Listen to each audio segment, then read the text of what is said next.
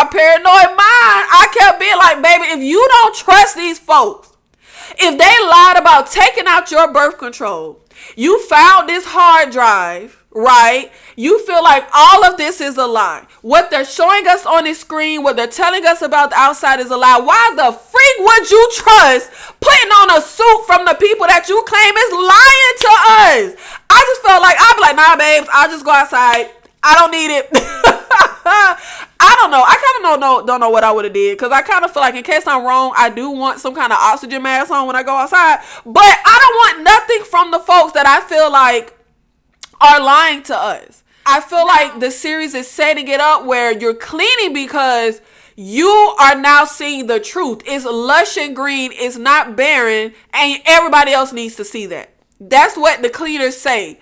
But wiping a lens, like a dirty lens, does not make lush green outside look barren and gray. When our silo, right, that we're in, there's like a crater on the ground. We get to see tons of other craters. There are other silos. I thought that the like 10,000 people in the silo were the last of humanity. There are other silos. Hello, beautiful people. Welcome back to my channel. In this video, I will be reviewing and recapping the Apple series Silo. If you are not familiar, I recently got Apple and have been going on this adventure of watching Apple series, some of which you guys have suggested. We have already covered Hijack with Idris Elba. If you haven't, make sure you check that video out once you finish this one.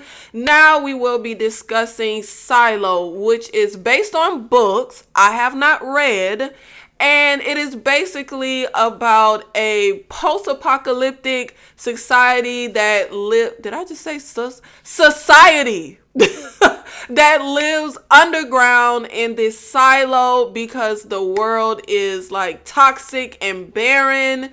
Or is it? Now, I finished this series in one sitting, and it started to drag a bit for me, but then it really picked up. But it starts off strong, it drags a bit, then it picks up. I do feel like there's a bit of a pacing problem with this first season, but very well done, very well written, acted, and I feel like the From series should take notes. This is how you do a mystery. This is how you drop little clues and these little things that the audience may not understand at the moment, but then there are reveals and payoffs. Not just a bunch of questions and things that end up going nowhere. So I had fun theorizing and trying to figure out where everything would go with this series. Now let's get right into it. Now, when we first start off, our main players is a sheriff and his wife. And we start off where we see the sheriff and we hear this like voiceover where he's saying, we don't know who built the silo. We don't know like when the world will be safe outside. We just know that day is not today. And he goes to tell his deputy he wants to go outside.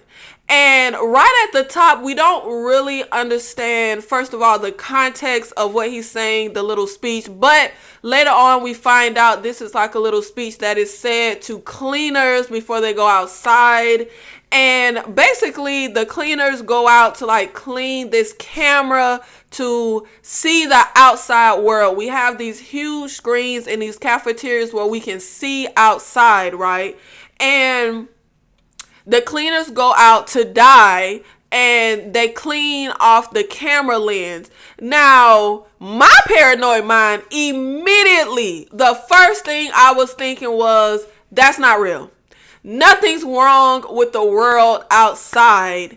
And the first situation that we get with somebody going outside, after the sheriff says he wants to go outside, we jump back to him and his wife together, right? And what was his wife's name? Y'all know I am not good with names. Allison. So the sheriff and his wife, Allison, get approval to try and get pregnant. So we end up learning that you can't just get pregnant all willy-nilly. Every single woman, presumably at a certain age, all get this birth control implant.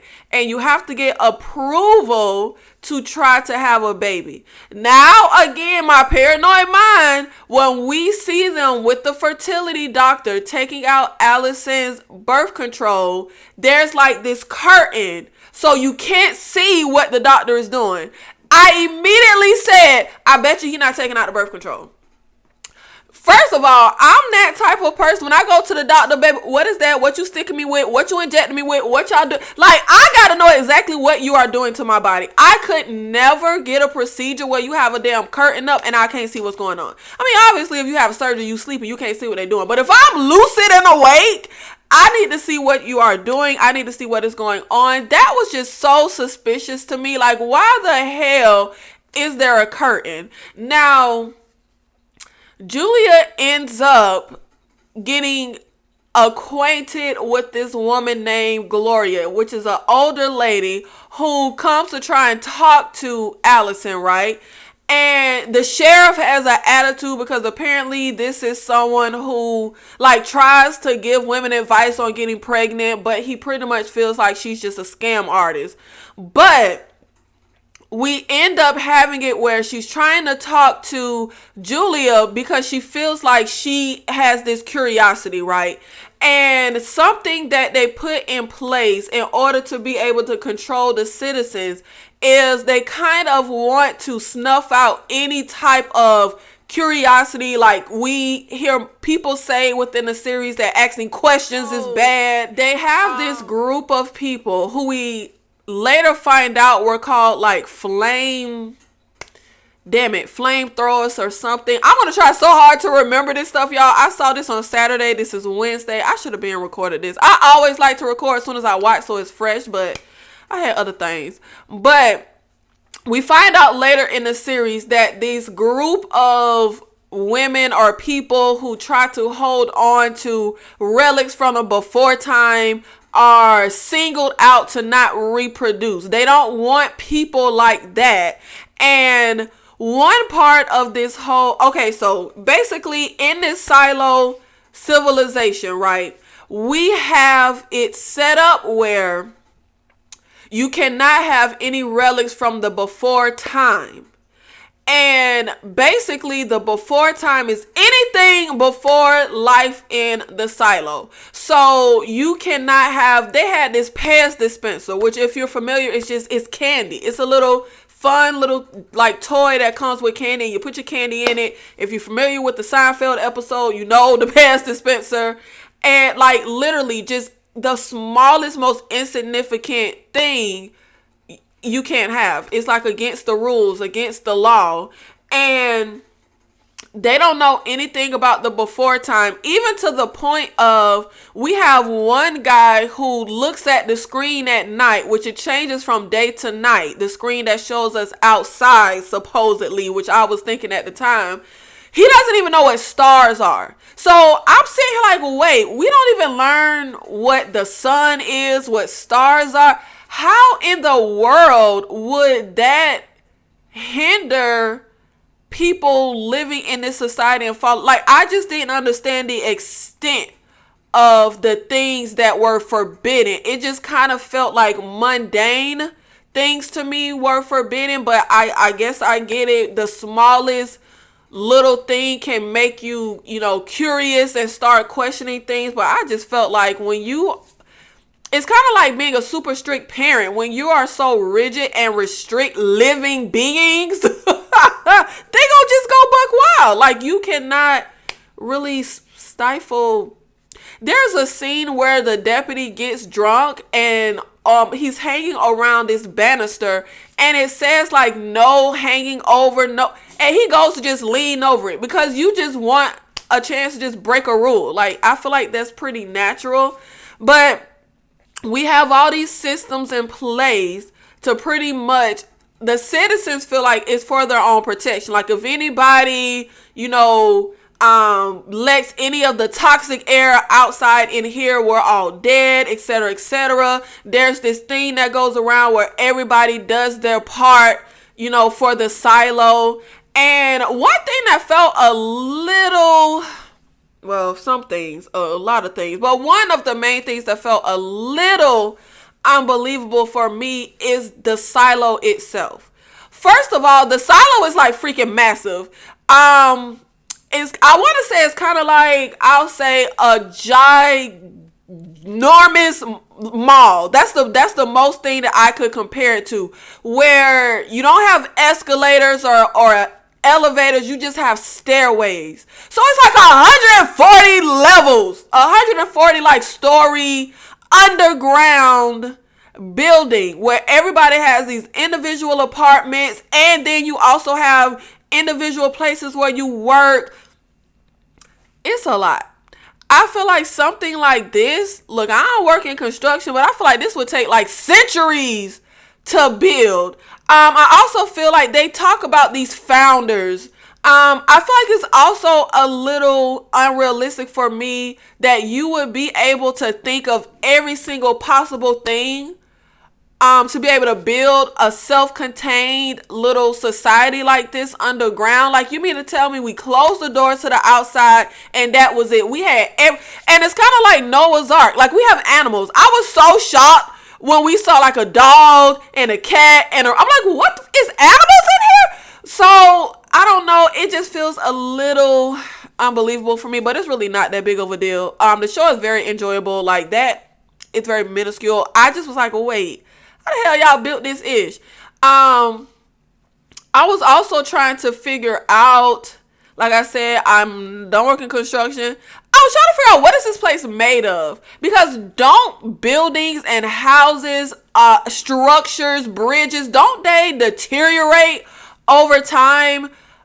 We've been living in this silo for like 100 years. It's something like a huge number. It could be 300 years. I can't remember precisely, but we've been living underground in this silo for generations. And it looked pretty pristine to me. Now, let's get back to the doctor. The sheriff and his wife. So Julia goes to have a conversation with Gloria, right? And Gloria is telling her how she wasn't able to have kids. Apparently, there's this lottery for you to be able to have a chance to get pregnant. Gloria is explaining how it's rigged. They don't really take out your birth control, which I feel like is a very cruel trick. They don't want certain types of people to be able to procreate, because they want a very docile, just complicit society. And this leads Julia to go fishing for her birth control herself, and she's actually able to pull it out.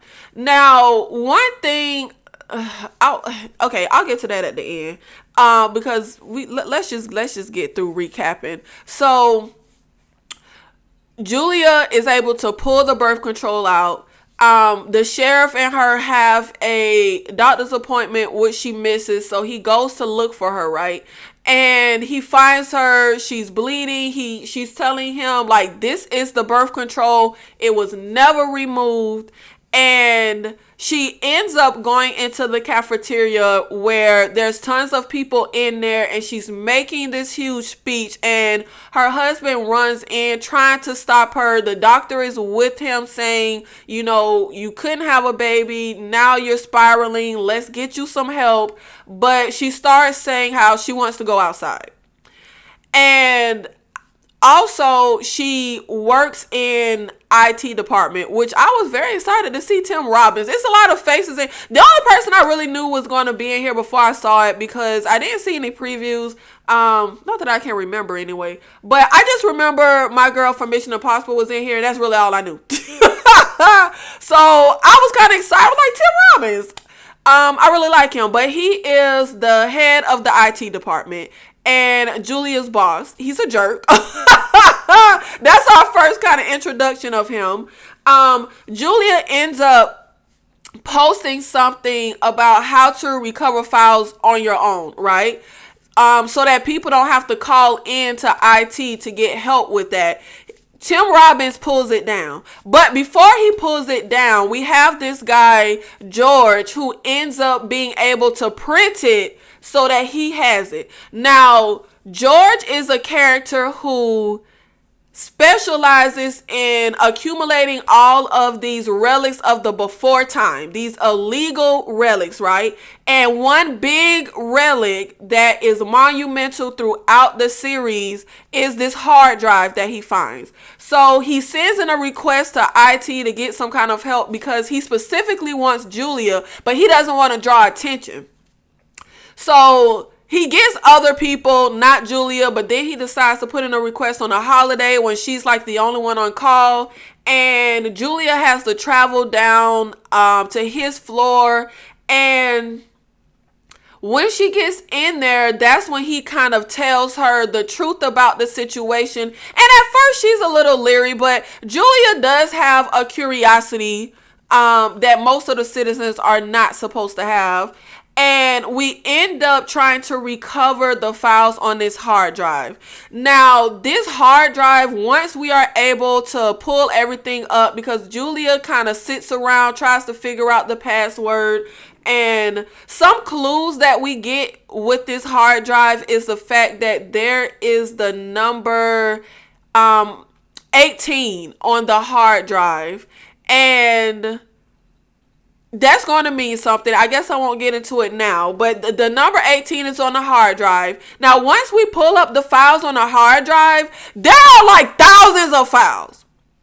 And I was kind of annoyed when we get to the end of the series because I'm like, baby, I'm mad we didn't really get to go through the files. Like, obviously, it's thousands. We can't really like go through them, but I wish we went through more of the files. Like, I really wanted to know what the freak was on this hard drive, and we never really find out. That is killing me, not knowing what could be on there. Like, we get to see like this layout of the structure of the silo.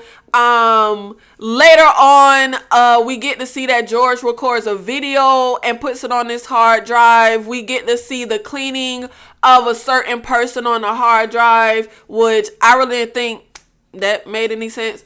But yeah, I wanted to really see what was kept on this hard drive. It really irked me. But anyway, this, along with the conversation with Gloria, seems to be the catalyst for Julia wanting to go outside. There is a cleaning on this video of a certain person. What was this lady's name?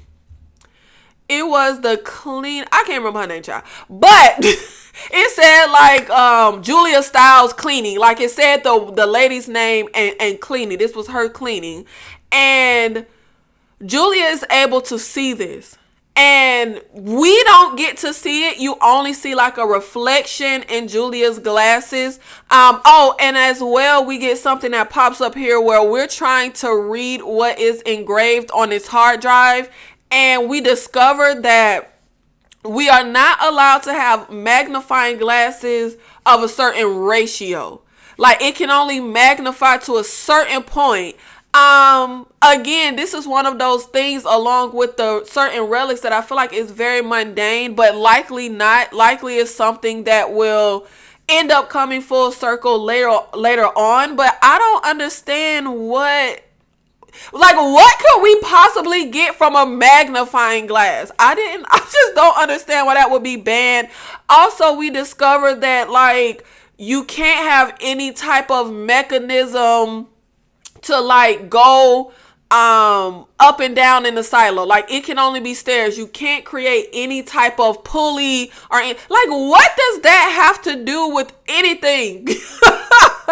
But like I said, presumably that's something that will come full circle later. So that's why we have to just stay with these stairs, which I feel like is so implausible. Like we see at one point somebody carrying someone in a wheelchair. Like y'all can't even make this accessible for handicapped people. Like what in the world? Like can we at least get a slide? Like I just feel like, and then elderly people, like, I just feel like it's kind of unrealistic to live in a society where your only way to get to different levels is stairs. Like, it don't seem realistic to me. I don't even want to live in a like 2-story house.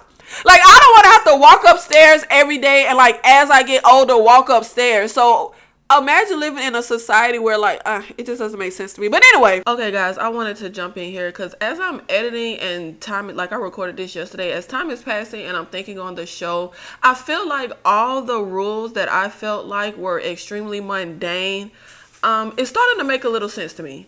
Because for one, maybe the technology could interfere with whatever they have going on the silo. But then for two, your thinking and your ability to think up certain concepts and ideals, it advances along with technology. Like, if you keep the technology and the education more primitive, you keep the citizens thinking and a type of awareness primitive as well. So I just want to jump in and say that, because the more I think about it, I'm like, okay, it kind of reminds me of being a kid and feeling like my mama rules ain't make no sense, but then you grow up and you be like, oh, okay, it was for this.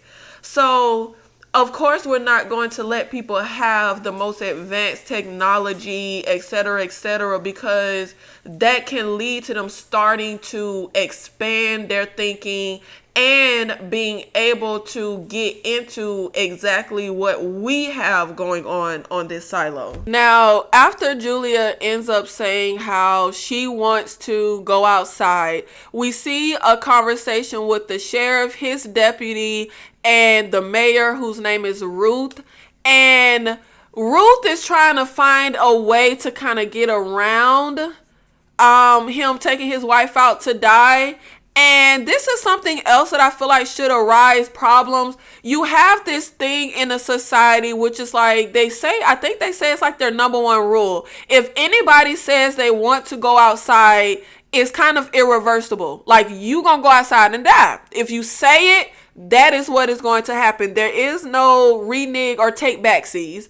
And I feel like this could be a situation like the Salem witch trials. You know how like a guy get rejected by a woman and suddenly he be like, she a witch and she got to burn at the stake. Like, I would think it would be a lot of false accusations just because you have a grudge with someone or you don't like someone. You could just say, like, if me and 4 other people don't like a person, or you're in the way of some agenda we have, we could all just say, hey, Tom said he want to go outside. And yeah, you get to have like some kind of, I think they say you get to have some kind of hearing to say that, like, to prove you didn't say it. But if 4 people say they heard you say it, you gonna take your ass outside. So I just feel like that is a rule that I would think would cause some kind of strife, because humans are just underhanded like that. Like I said, like you had with the Salem witch trials, like, you're going to just accuse people because of your own,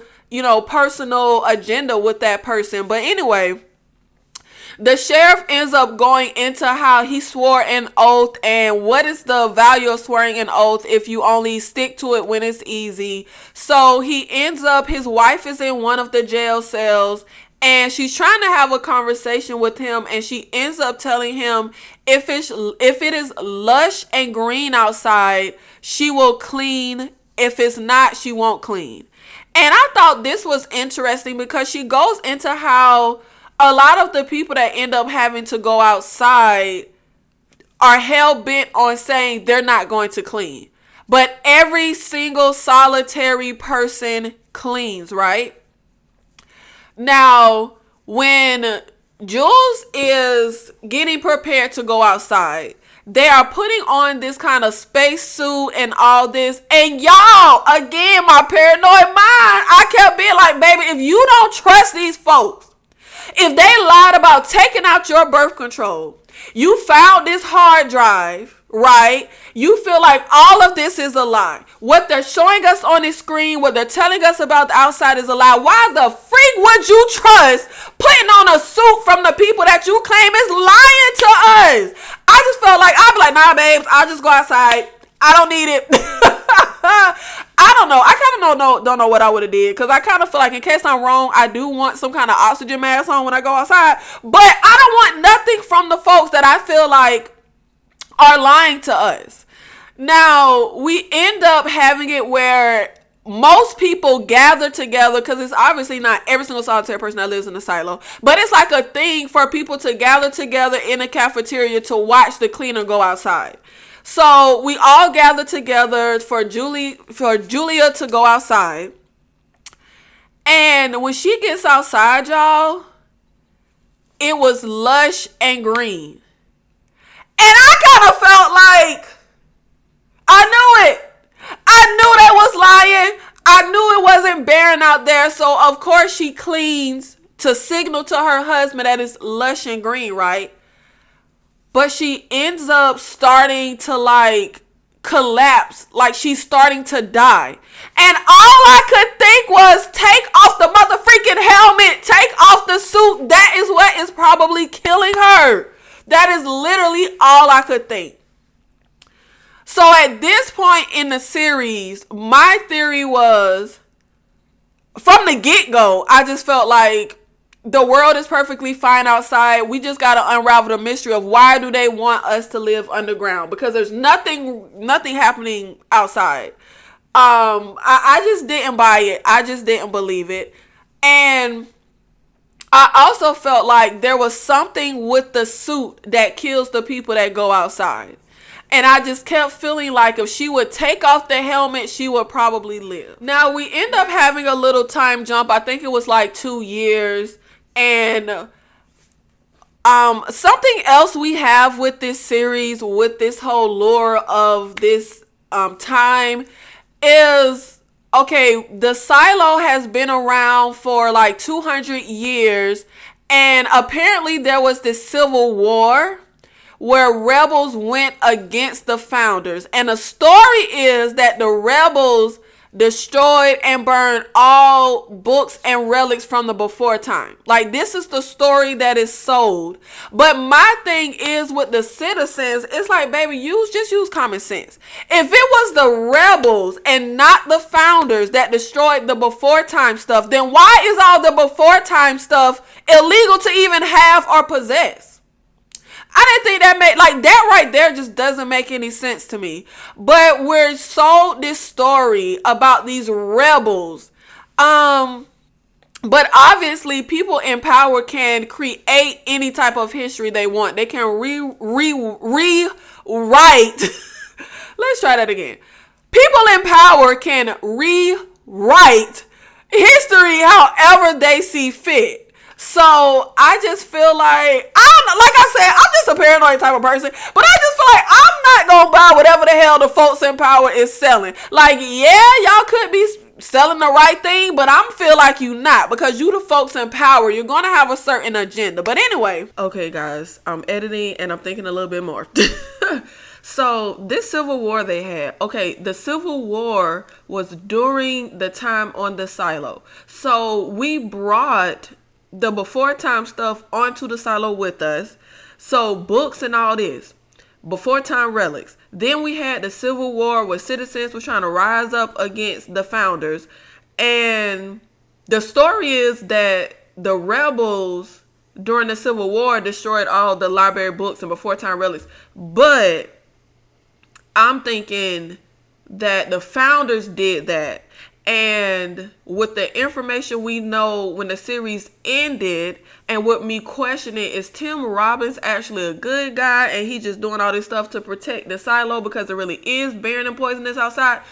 So now I'm thinking maybe these rules weren't in place at the beginning. Like, we had access to books and before time relics, but then we had this civil war, this uprising, and that is when we decided that any before time relics is illegal and we can't teach people about stars and sun and moon and anything of the before time. We can't give them any type of elevated technology. I'm feeling like maybe that's how we got to where we are currently in the silo. So maybe as a result of that civil war, it made the founders and the people in power be like, yo, we can't give these niggas nothing. Like, we cannot give them access to certain information because then they're going to go buck wild and they're going to start having their own ideas and they're going to rise up against us. And it's poisonous outside and we have to keep the silos safe.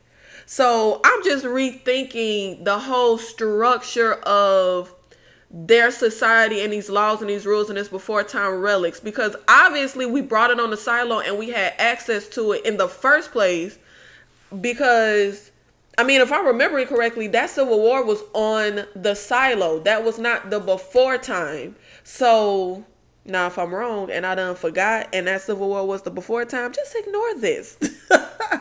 2 years later, we end up finding out that the guy George, who the sheriff questioned, because when his wife ended up saying she wants to go outside, we tried to track down who led her to this. So we tracked down the older lady, we tracked down George from IT, and I got so scared when they was tracking folks down and went to George. They like ransacked his room, but I just felt like, oh, please tell me this man is not finna die. But he was able to, not get caught with nothing, and just he wasn't in trouble, or so we thought. So 2 years later, we discovered that George was murdered, because it's pretty much sold to us that George took his own life. But this is when we are introduced to Juliet, right? Played by my girl from Rebecca Ferguson from Mission Impossible and all kind of other stuff, which I found it very odd that Juliet has an accent. And it would only make sense to me if everybody in the down deep had an accent, because these floors are so far away and people look down on the folks in the down deep that I feel like you kind of a self-contained society down there in the down deep. So if all y'all got an accent, okay, I buy it. But her just having an accent was kind of weird, but it's really not that big of a deal. Obviously, it's the actress, but I just was like, why you got an accent and nobody else does? It kind of take you out of the little world of the silo, because it just didn't make any sense. But of course, within any type of society that humans make, there will always be classes of people, and somehow the folks doing the manual labor, doing the essential jobs, always seem to be at the bottom of the totem pole in whatever type of society humans create. We have it where all the folks that live at the bottom of the silo in the down deep are like the lowest class, and the further you are to the top, the better class you are. And the folks in the down deep literally keep everybody alive and keep all this ish running, because they have to work with the generator, right? And I'm saying, like, baby, all this hard work and manual labor, I should be living a nice, cushy life. But we finna get into some stuff with this one that don't make sense. Now, before the sheriff goes out to clean, he is called down because we have the sheriff living up high, right? But we have different police departments on the different levels. And the guy in the down deep that is law enforcement, Juliet tells him that George was murdered. And along with getting permission to get pregnant, you also are supposed to have these sanctioned relationships. And Juliet and George were in a non-sanctioned relationship. And the law enforcement guy in the down deep is trying to tell Juliet, like, if you were in a sanctioned relationship, you would have certain rights.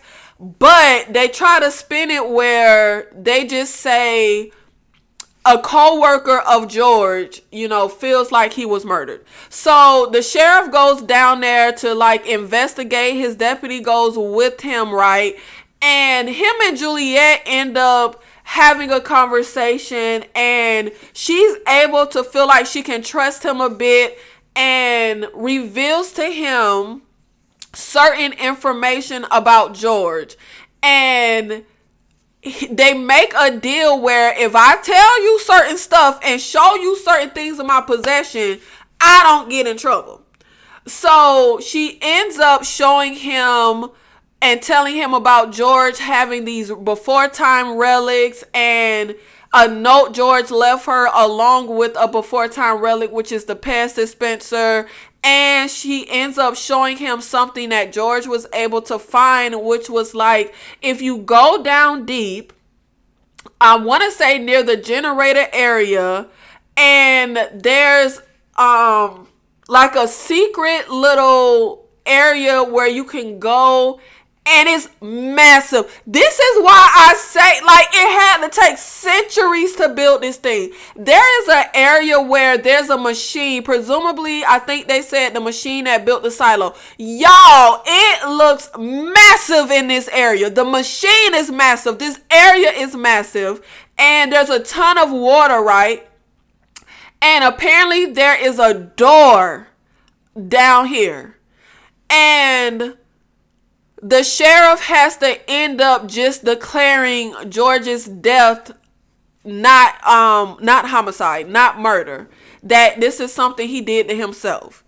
And he ends up, though, making a deal with Juliet to say, look, if I find anything, I'll give you a sign. How will I know it's a sign? You'll just know.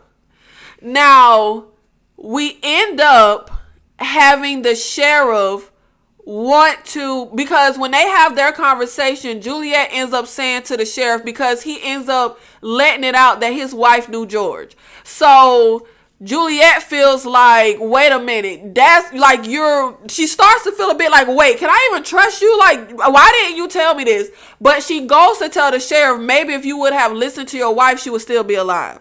So fast forward, we started off the series with the sheriff saying he wants to go outside, but then they play out how we got there. Now, fast forward, and the sheriff is telling his deputy, I should have did this 2 years ago. And he ends up where we get to see the sheriff preparing to go outside, right? And he's putting flowers in front of a mirror. He's putting something in a vent, and we don't quite know what that adds up to, but it's going to come full circle later. But the sheriff is getting ready to go outside, and once he gets outside, he's like, his wife was right. It's lush and green. But yet again, within like 30 seconds, he starts to die, and he goes to lay next to his wife, and he goes to take his helmet off. And someone is like, has anyone ever done that before? Something that just doesn't make sense to me. They say every single solitary person cleans. Presumably, I feel like the series is setting it up where you're cleaning because you are now seeing the truth. It's lush and green. It's not barren. And everybody else needs to see that. That's what the cleaners say. But wiping a lens, like a dirty lens, does not make lush green outside look barren and gray. But to their defense, they don't really have an understanding much of technology. They don't know anything about recording video. So presumably it could make sense to them. But I'm just like, a lens being dirty does not make lush greenery look barren. I don't know. For me, it just doesn't make a lot of sense that every single solitary person that goes out there cleans. I get it. You're seeing that everything is a lie and it's lush and green out here. But I just feel like, what the hell does that have to do with cleaning the lens? Especially when you have seen other people before you clean the lens and everything still look barren and gray. But anyway, we end up discovering that traditionally the sheriff kind of appoints a successor. And the current sheriff that just walked out to clean has appointed Juliet to be the new sheriff. And this is going to end up kind of being the catalyst for how all the issues going to hit the fan. Now, initially, Ruth, who is the mayor, the deputy, were all against Juliet being sheriff. And there is this candidate that, oh, y'all, how did I not even mention? We have a sector called Judicial. And the guy over Judicial is played by Common. Baby, when I need to just stop saying how much Common can't act. I said it when I was talking about the John Wick movie. I truly am astonished and have no clue how Common keeps getting cast in stuff. He cannot act to save his life. I'm so sorry. He can't. But anyway, Common, who plays Sims, we all want this guy, oh shoot, what was his name? Paul Billings to be the new sheriff, right? And I wish we got more of an understanding of why we were pushing so hard. The judge, who presumably is like the only judge of the whole damn silo, judge, jury, executioner, I suppose. But the judge, Sims, Tim Robbins, we all want Paul Billings to be sheriff. And I never really got an understanding of why him. Because as the series unfolds, well, from the get-go, you don't like Sims. He feels very sinister. The judge, like, all these people seem sinister. But Paul Billings comes across, even though he worked in Judicial, he comes across as a very stand-up, do-right, Captain America, goody two-shoes type of character.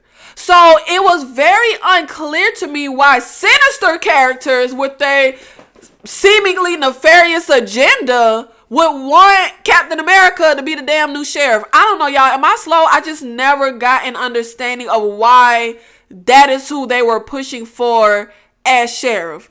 But Ruth feels like she's going to make the trek down to the down deep to at least talk to and consider Juliet out of respect for the sheriff, because this is who he wanted to appoint. And they end up taking, I don't know, child, like a week trek down to the deep down bottoms. Oh, but before they trek down, Ruth is talking to the deputy about how she's looking through these past mayor books, right? And there's like all this information that is like the history of the silo. And I wish we could have gotten more into those mayor books, because I don't know, it's just so much info from the hard drive to these mayor books that I wish we could have delved into. But I get it. We're trying to tell a certain story. We only have X amount of time, but it was just so much information that I wish we could have gotten. But y'all, they end up making a trek. We get to the down deep and we go to try and talk to Juliet, but they happen to come when there's a situation with the generator, right? And Juliet keeps trying to tell her boss, Knox, who is also in this show that's really good called Alaska Daily. Super good show. But Knox, she's trying to tell Knox that the generator needs to be fixed. This little band-aid we're putting on it, we're going to eventually lose the generator. Now, this ain't make no sense to me. Now, we're building this silo to have this self-contained society underground. We don't have a contingency for the generator. We don't have, because I'm sitting here thinking we would have like backup generator on backup generator on backup generator, replacement generator. And guys, I just thought about something that I was thinking as I was watching the series. Don't generators run on gas or something? Like, anytime I see a movie where it's a post-apocalyptic time and we're using a generator for electricity, we always have to put gas in it. So how is their generator running if we're not using gas? And if we are using gas, where are we getting gas from that's just unlimited and it's going to last us 300 years? Or last us forever, really, because we're supposed to live in this silo for all eternity. Get into a situation where Juliet is saying we need to completely shut down the generator. And backup power is very limited. Like, we will all be in the dark. But when we are asked to be sheriff, and Juliet turns it down because she's like, everybody in the silo think they have the most important job, but I really do. Without the generator, we don't live. So she turns it down. But the stipulation from the sheriff was he wants her to be sheriff, and if not, he at least wants her to have his badge. So she turns the job down. She has his badge, and that's when it's noticed that there is an engraving carved into the back of the badge that says truth. And now it's clicking for her. This is the sign that the sheriff said he would leave her. So she goes to say she'll take the job under one condition, which the deputy got an attitude because he don't even want the bitch to he don't want the lady to be sheriff no way. So he like, what the hell? You ain't even qualified. The hell kind of stipulation do you have? But her stipulation is she'll be sheriff, but she needs to fix the generator first, and she needs permission to turn the generator off for the entire silo to be in darkness, right? But I just feel like this ain't make no sense. Like, we did not, as the such smart founders, have any type of contingency for this. And then when we actually go to cut the generator off, y'all, this was, oh my God, this issue was so intense. Okay, so there's a friend of Juliet that works down here in mechanical as well, named Shirley.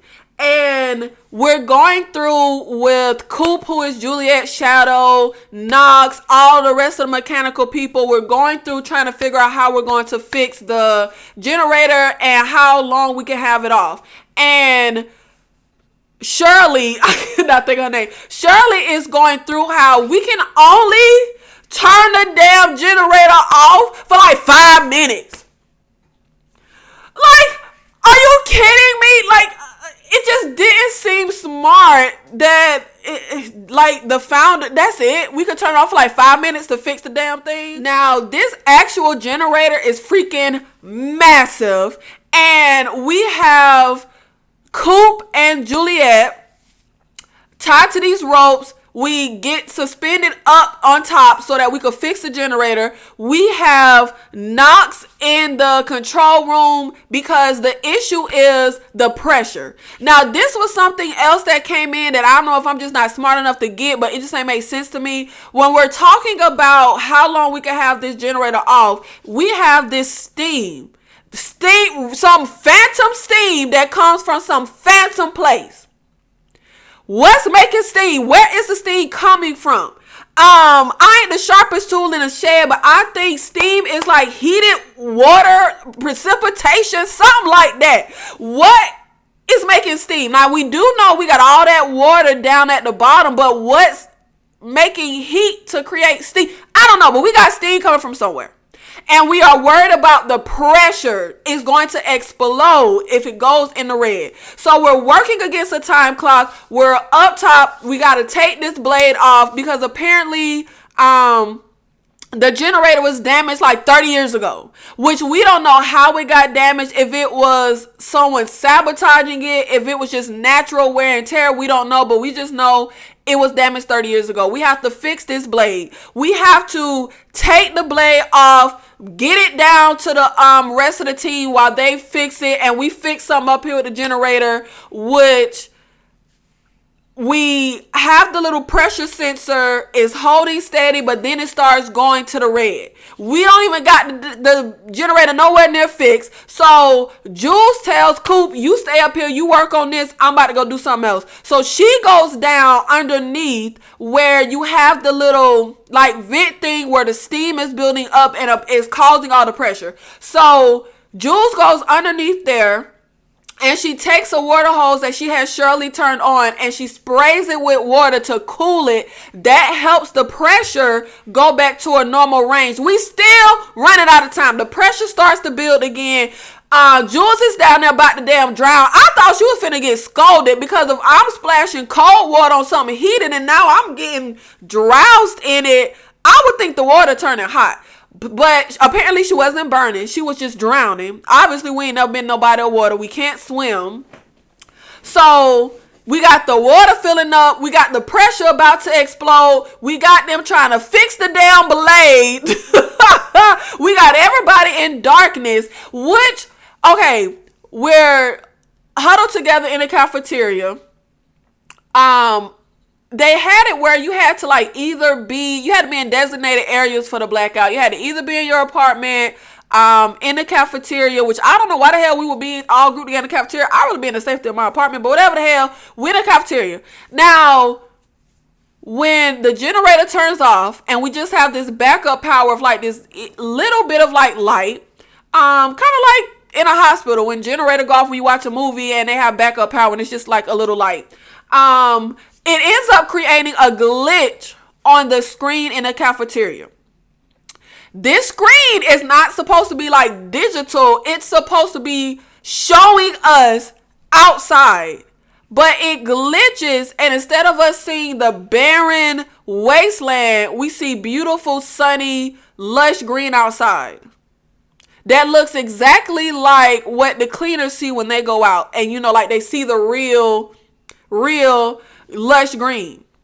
There's a ton of people in here, including the lady, Sandy, that works with the sheriff. When I tell you, they act like they ain't see the glitch. And you can see, like, this. It did not make any sense to me. Sandy saw the ish. All these people in the cafeteria, y'all didn't think it was odd when I don't know what the purpose was with the showrunners of showing this glitch, because this is one of the very few things, I kind of feel like only thing that kind of never goes anywhere, never plays out, never comes back around. Maybe it could in the next season, but I just thought it was very odd. But anyway, we are going through all of this. We are finally able to fix the generator, get everything turned back on. So now that's fixed. So Juliet gets to go and be sheriff. Now we end up having the deputy. What was his deputy name, child? Because I'm just calling him deputy. Deputy Marnes. We end up having Deputy Marnes and Mayor Ruth going back up top, and they end up, because Marnes was talking about earlier how he was getting ready to retire, possibly open up a shop. So Mayor Ruth starts going into how she's thinking about retiring. And they're having this conversation about going to the Down Deep and how they trek down there just to spend time together. And we find out they're in love. And Mayor Ruth is like, I'm thinking about retiring. Maybe I'll open up a shop next to this guy that does drawings, which that's what Mars was saying he wanted to do. And they end up talking about where Mayor Ruth says, why don't you get a bottle of wine? Meet me at my apartment. I swear to God. I swear before God. The second that Ruth said, why don't you get a bottle of my wine and meet me at my apartment, I said, I bet she finna die. I don't know, but y'all, all the signs in that scene pointed to she finna die. I didn't know how she was finna die. I didn't know if he was gonna take the wine, get to her apartment, come back, find her dead. I just was like, bruh, she finna die. The second she said that, was just kind of like a calling card. So he goes to get the wine and he's trying to like talk to her, but she's not responding. And he finds her dead. She has been poisoned with rat poison. Now, I don't know who put rats on Noah's Ark, but we got rats. And if we got rat poison and we living in the damn silo and not like Earth, I don't know how the rat poison ain't killed off the whole rat population, but apparently we got rat poison. And Mayor Ruth has been killed. But what we are trying to figure out, which it is Sims, Deputy Marnes, and Tim Robbins, who now has to be like interim mayor until we can do an election, which I'm not clear on these jobs, because how the hell the head of IT turned into the damn mayor? I just didn't get that. The IT guy at my job is not in line to be mayor. But when we first meet Tim Robbins as what was her name? The sheriff wife's boss in IT. He did not come across as somebody with like an important, I won't say important, powerful job position. I just felt like head of IT. Like I said, I'm thinking of like the head of IT at my job. Like, yeah, great position. But I wasn't thinking of him as somebody in the silo with like power. But as the series progresses, particularly once Mayor Ruth dies, he like all powerful. I was thinking like, how the hell you go from IT like department to like running fish in the silo. I just was so thrown off and confused. But hey, maybe I'm slow. I just did not understand how the hell. Like, y'all, like, who is the equivalent of, like, a governor? Like, how do you just go from IT to intern mayor? I don't know. That didn't make any sense to me.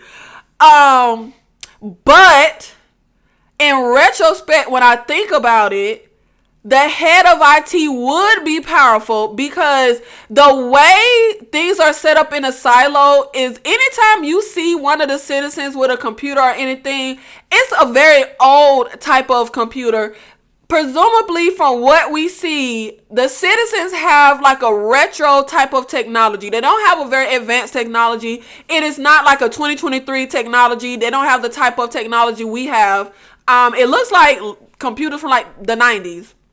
However, the more things start to unfold for us on the series, we start to see they got some advanced ass technology. It is just not reserved for the citizens.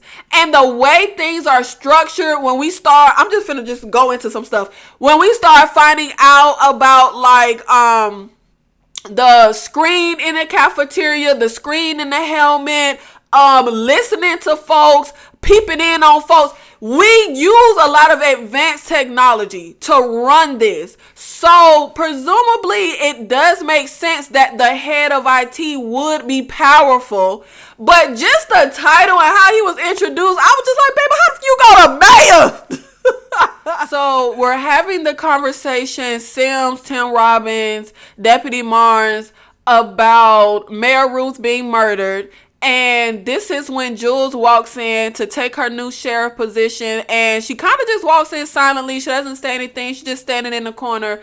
And Marnes starts going into how he feels like he was the real target. Someone was trying to poison him because apparently Marnes isn't very light. He's been working on law enforcement for like 30 years, some odd years. He's made enemies, and he goes into how everyone loves Mayor Ruth. And we go into Tim Robbins not wanting people to know that she was murdered. Like, y'all. Anyway, Jules comes in, and they finally kind of acknowledge her.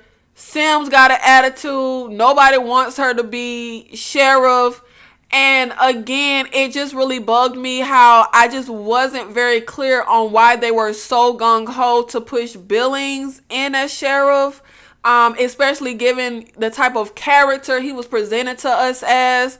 But Jules goes into her first day as sheriff, and she meets with, what was this girl name? Now, I will say the show started to drag a bit for me after, I want to say after the sheriff did his cleaning, but like after we fixed the generator, because I thought that was really intense. I thought that was great.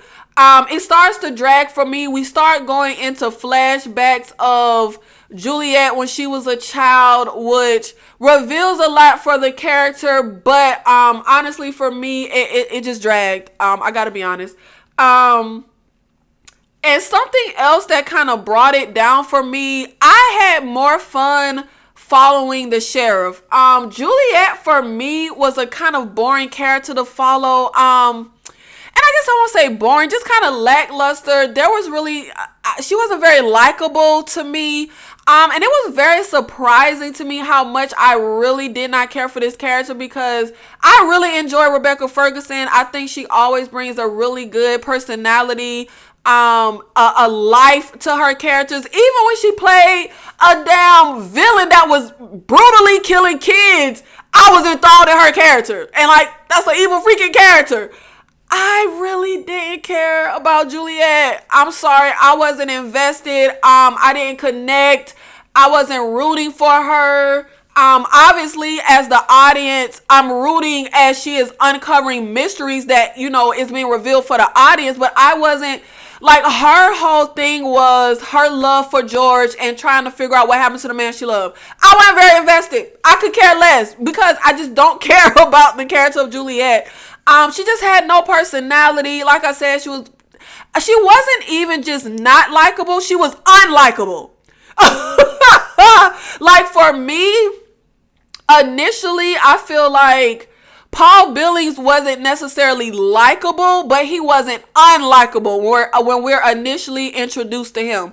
But for me, Juliet was unlikable. I just really did not like that character. So that did, just in general, the pacing wasn't good. It started not just slowing down, but just wasn't very interesting. I was kind of spacing out through certain conversations, the flashbacks to her childhood, but she just wasn't a very likable character. But when she first goes in for her first day as sheriff, the attitude that she is met with from Sandy was so off-putting. It irked me so bad.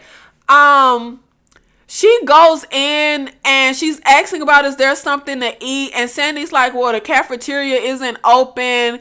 And she goes into, I was told to stock the fridge, but I don't know what you people down below eat. And Juliet is like children mostly, sometimes each other. Like, what do you think human beings eat? That irked me to no end. I don't know what you people down below eat. Everything about her irked me, and they try to explain the attitude with her being like, Marnes has said that the sheriff went out to clean because of some interaction with Juliet. But my thing is, you had so much respect, admiration for the sheriff, but you don't respect the person that he chose. Like, obviously someone like that would put someone as their successor for a reason. Like, to not like Juliet to the extent that Sandy didn't like her when you don't even know this person. There is a scene where Sandy goes to like transfer to another job. She like leaves. And she still says, Juliet, like, I don't like you. You don't even know this lady. I don't know. It was just too extreme to me. Like, Marnes didn't like Jules and didn't want her to be sheriff, but it didn't feel as extreme as Sandy. Like, it felt like Juliet killed her puppy or something. Like, that was the extreme of like how much she just had so much animosity towards a complete stranger. But anyway, the second that Jules comes in, she ain't sat down in her seat yet as sheriff. She's like, I need the files. Where's the files? I need a file on George. And I'm just saying, like, girl, calm down, sit down. Like, but that also turns Sandy off because she's like, the second you came into this job, you just wanted to file on your friend. But there is a scene when the sheriff is going to like go out to clean and he's putting flowers up in front of a mirror. He's putting something inside of a air vent. And now it ends up coming full circle once we get towards the end, because we end up finding out that there is a file on George that is tucked away in the air vent. Presumably, though, there was no point. There was really nothing in the file that put light on anything. Now, something else that ends up happening that I don't really understand is we end up seeing Marnes get attacked in his apartment, right? He goes to get drunk, of course, because Mayor Ruth is dead, and he gets attacked. And this didn't make any sense. He has this shotgun in a closet. He gets into his apartment. He gets ambushed. They get into a fight. He goes to the closet for his shotgun, but the person that broke in already has the shotgun. So why you ain't just kill him as soon as he walked in the apartment? Like, why was y'all fighting if you had his shotgun? But anyway, Marnes is dead. And we end up discovering that Sims, who is so stiff and lifeless because Common just can't act. But anyway, we end up discovering that Sims had one of his guys from Judicial that wants to shadow him kill Marnes. Y'all, am I just an idiot? I still don't know why the hell we killed Mayor Ruth and Marnes. And don't tell me it's because they wanted Paul Billings to be sheriff. Because that's extreme enough to damn kill them. Because Mayor Ruth was going, she you have to be the mayor to appoint someone sheriff. She was going to appoint Juliet. We wanted it to be Paul Billings. Okay, I get that. And Sims goes to have a conversation with Marnes about, apparently they can veto the decision and get Juliet out of there if Marnes is on board with them or whatever. And Marnes goes to say, because at this point, Marnes made a deal with Juliet that, hey, I'll help you try and find out who killed Mayor Ruth if you help me try to find out who killed my friend George. But Sims don't know about that deal. But in this moment of Sims pitching this to Marnes, he says, you know what? She not gonna last. She'll take herself out. So I don't buy or understand why in the hell did we go to the extreme of murder just because we don't want Juliet to be made. Like, is that just it? Like, that's just it? That can't be it. That cannot be the only reason that I'm down murder is because y'all ain't want this girl to be sheriff. But anyway, Juliet is able to piece together. Okay, so she ends up having to work with Paul Billings, right? And we end up where Sandy also tries to kind of like help her and say that like if judicial, serves up a patsy, you have to kind of go with it. But this is aids into me not understanding why they wanted Paul Billings. And I don't understand the original sheriff because we're made to believe that the judge and judicial will just serve up a patsy. So you're serving up an innocent man to have to go out and die. And you mean to tell me Paul Billings, who they present to us as upstanding Captain America, goody two-shoes character, would go along willingly with killing an innocent man? You mean to tell me that the other stand-up goody two-shoes Captain America original sheriff was going along with serving up innocent people to be killed? It's just not adding up for me. But maybe I'm not the sharpest tool in the shed. But we end up where we are able to piece together the person they are going to set up to be killed. But instead, we end up being able to discover the guy that Sims sends, because Juliet goes to the apartment and she runs into Sims' guy. Now, this ain't make sense to me. I feel like, how the hell can I be a fugitive if I live in an asylum? Like, if I do something, like, that's it. You caught. You done got. The sheriff catches him, but he ends up running. They have a fight, and he tries to, like, throw her over the stairway. How do you think you gonna just get away with this? That didn't make any sense to me. But anyway, some folks come over. They see the sheriff hanging. She's able to get help. And what she ends up doing is she plants the Pez dispenser, the illegal relic, in his room. And she was able to find, like, Marnes had drew this picture of Mayor Ruth. They had set that up, and as well as rat poison to set up the patsy. But what they did not know was that the person that was going to set up, wife had died, so he moved to a different apartment. But apparently whoever does these documents and stuff didn't get that stuff updated. Now, they end up where we have a conversation with Sims, the judge. Sims ain't buying that his boy had no illegal relic. And he points out this watch that Juliet wears that was given to her by George. And they have, records of all this stuff. He knows that it belonged to George. And they go into this whole thing where he's accusing her of planting it.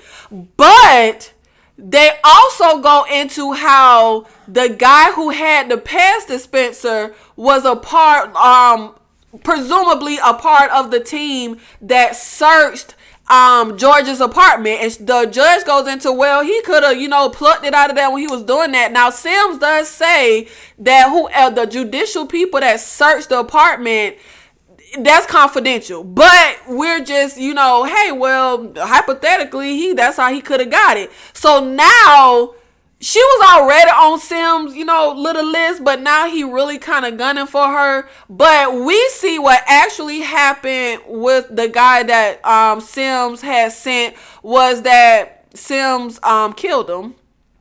And this is when we discover more of that advanced technology that I was talking about. Sims goes and shows, he goes to he's at this janitorial closet. And the guy had followed him there, and Sims goes into, do you know what's behind here? The guy doesn't. He just knows that he was there. But Sims goes into how his dad was a janitor and they were pretty much ridiculed. But when he had some bully, his dad was powerful enough to get the bullies family sent to another level. So he no longer had to deal with the bully. And what we end up finding out is that the janitor isn't actually a janitor. They are security. There is this whole room, secret room in the janitor closet where we have these monitors. And baby, when I tell you, now we knew they was listening. Okay, as you watching, you know they listening. But my jaw dropped when we discovered they are actually watching. And this is where we get a payoff. The sheriff, before he goes out to clean, puts these flowers in front of the mirror. And he writes a note that says, double the flowers in front of the mirror. And when Juliet gets the sheriff's apartment, the flowers are in front of the mirror. But she comes in the apartment and she sees that somebody broke the vase. And she's told that maintenance accidentally broke the vase or whatever. And you're not supposed to ask any questions. If maintenance comes in, they can just run wild like the damn Wild West.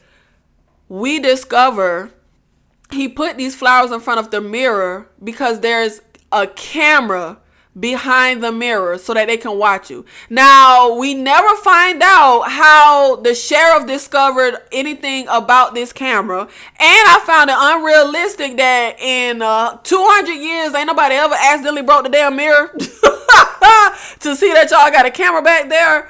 But I guess if they did, maybe they were just sent out to clean, child. But we end up having it where, I forgot to say, so the Paul Billings character, Jules notices he has this syndrome.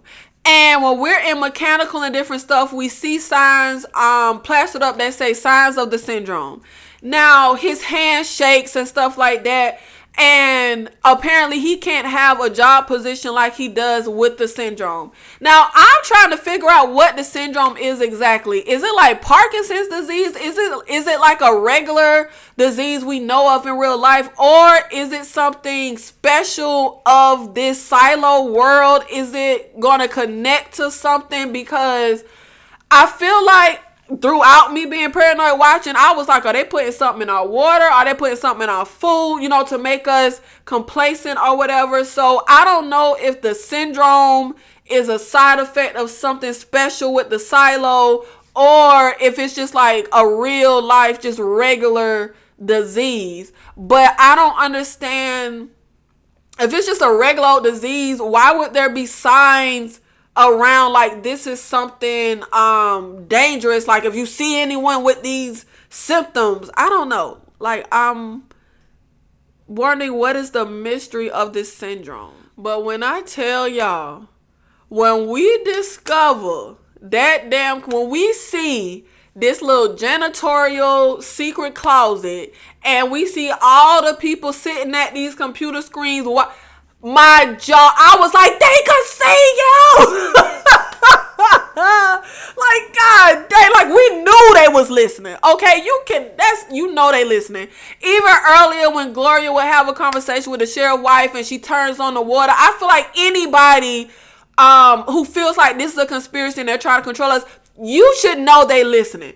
But watching, yeah, I was not prepared for that. But some of the revelations that we come to is Jules goes to question a woman who was an associate of George. Come to find out, her and George were in a relationship. George used her to get these relics. He never loved her, and he used Juliet as well. He just was using these women. So now she ends up feeling like what they had was a lie. He was just using her. And does she even care about solving his murder anymore? But her friend Martha, don't quote me on that. She has a friend in the down deep that she went to because we discover Juliet mom and little brother died when she was a kid. She blamed her dad because her mom was like making this magnifying device, and Judicial busts up in the apartment, destroying everything. They destroyed that magnifying thing, which kind of destroyed her mom's spirit. Her mom ends up taking her life, which I don't even know how much we could trust that. I feel like they probably killed her, but I don't know. Maybe she did. But she ends up, the mom felt like nobody could have ratted her out except the dad. So she ended up feeling like her husband ratted her out to Judicial. The daughter feels the same way. She hears her mom like say that. So she was living in the mids, I think, with a dad who was a doctor. And she ends up moving to the down deep at 13 years old. And she ends up with a mother figure with this lady Martha. I think that's her name. But she hasn't left her apartment for like 20 years.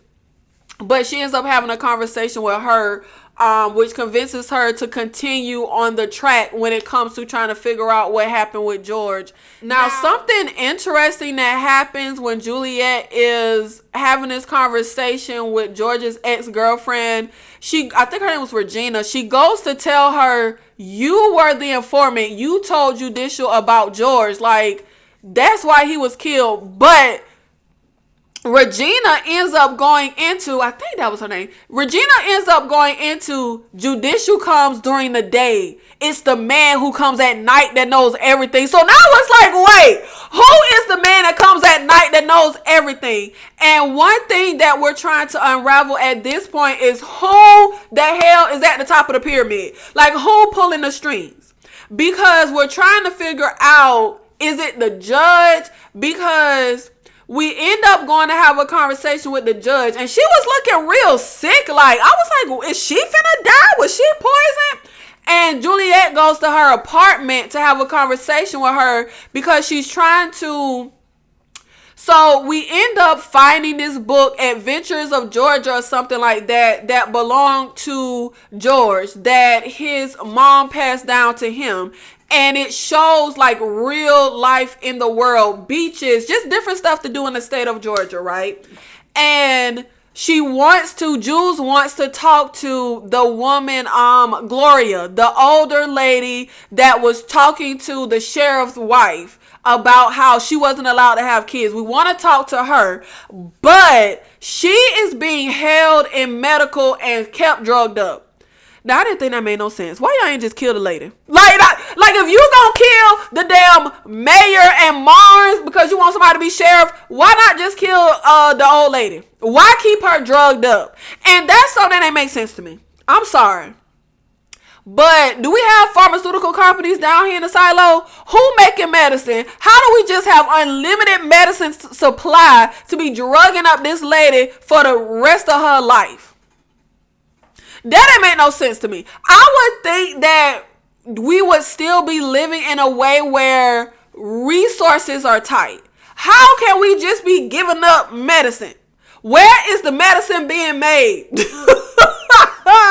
But anyway, so she tries to make a deal with the judge to say, like, look, give me permission, because she went to try to talk to the lady, but they wouldn't let her in. So she's like, give me permission, let me better go talk to this lady, and I will resign as sheriff. I'll give you what you want.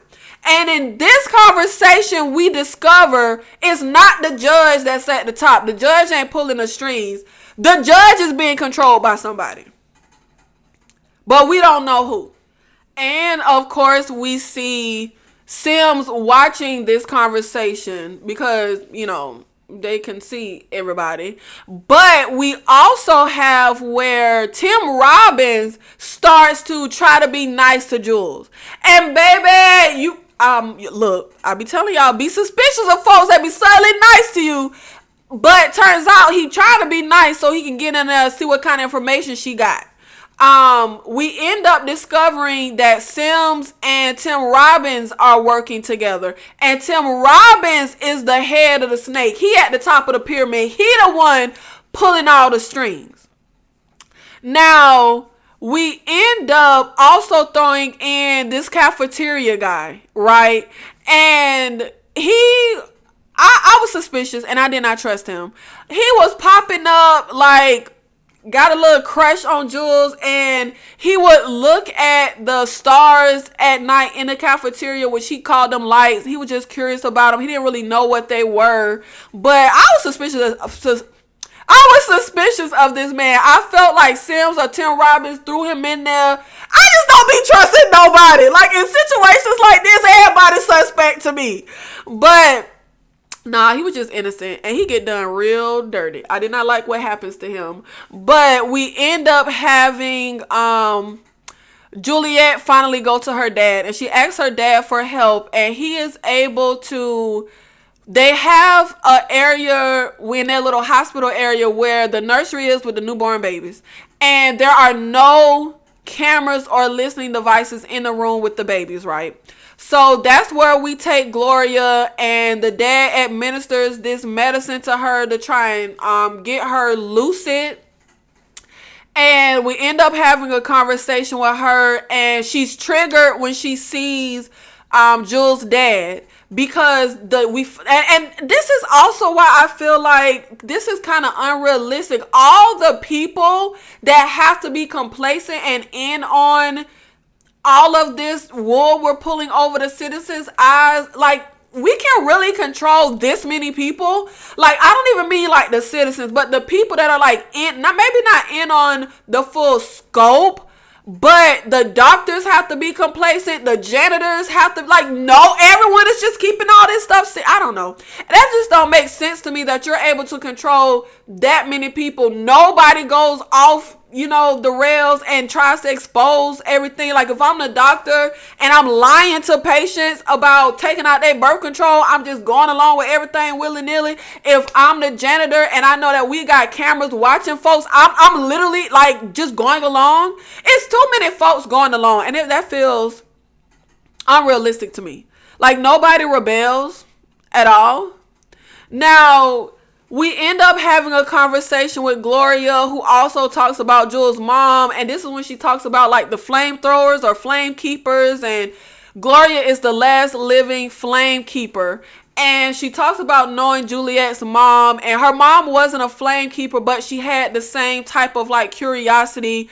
And she goes into how women like them were not supposed to procreate. And we find out later when Jules is talking to Tim Robbins that her mother was not supposed to have kids. So Jules wasn't even supposed to be here, but her dad is a doctor, so I'm going to presume that he took out the birth control when he wasn't supposed to so that they could have kids. But we end up we go back to Gloria's room, right? And she's talking about how the sheriff was there. And this is when we discovered that the sheriff put flowers in front of the mirror. And we was it this mirror? I think, no. He didn't he put flowers in front of the mirror in Gloria's room because he hid something in her vent. Now, we end up taking like a blanket to cover the mirror. And at this point, Sims is sending Judicial to go get Jules. Now, she ends up going into the vent, and that's when we finally find the hard drive. The sheriff hid it there. So we end up having this whole thing where Judicial goes to try and find Juliet, but they can't find her. They don't know where she is. They've lost her. Now we have Jules out hiding. Judicial is looking for her, and she ends up getting a call on her walkie-talkie from Billings talking about, we need you to get to the sheriff's office. And I thought this was a trick. I thought he was setting her up and we was gonna just tackle Jules and grab her as soon as she walked in. But they are searching the sheriff's office for the relic. They want that hard drive, which she was smart enough to hide. She didn't have it on her. They check her bag. She doesn't have it. And Billings goes into how this was an illegal search. So Jules goes to arrest Sims. And I'm just like, girl, what are you even doing? What do you think is going to happen? You really think this going to stick? Now, we end up seeing that Tim Robbins is at the top of everything. I knew we couldn't trust him, child. But he has this key that also has the number 18 on it. Remember, I said that the hard drive has the number 18 on it. So still put a pin in that, because that's going to mean something in the end. Now, they end up having Judicial put these checkpoints on the stairs where they have to check your ID and check your bag. And I find it odd we have ID, but we got ID. Now, Jules is on the run. She's trying to figure out some place to go. Child, she ends up going to Sam's house. But I feel like she wasn't very smart, because I would have knocked this lady out. I wouldn't have had my back to her, but she finally is able to get into the hard drive, and she's able to see a video that George recorded. And he's like, yeah, this is a video. You don't know what this is.